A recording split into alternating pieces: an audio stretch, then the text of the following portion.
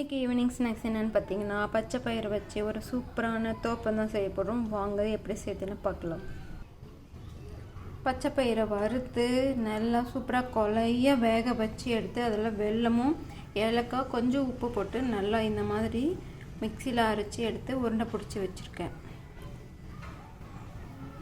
Next மைதா மாவு இல்லைன்னா கோதுமை மாவு கூட எடுத்துக்கலாம். நான் கோதுமை மாவில் தான் மஞ்சள் உப்பு கொஞ்சம் தயிர் கொஞ்சம் எண்ணெய் தேங்காய் எண்ணெய் போட்டு பிசைஞ்சு வச்சுருக்கேன்.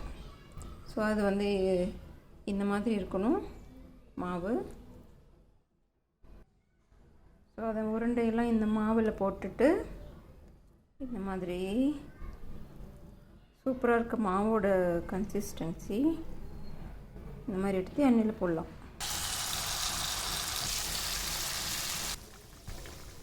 நல்லா வேகட்டும். வெந்தப்புறமா பார்க்கலாம்.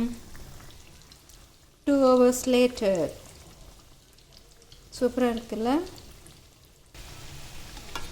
20 hours later. ரெடி ஆயிடுச்சு. இப்போ எடுத்துடலாம்.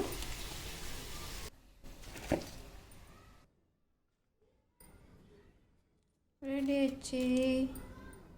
இது கூட காஃபி டீ சூப்பராக இருக்கும். நான் இன்னும் காஃபி டீ எதுவுமே செய்யலை. இருங்க, இது கொஞ்சம் நான் கட் பண்ணி காமிக்கிறேன்.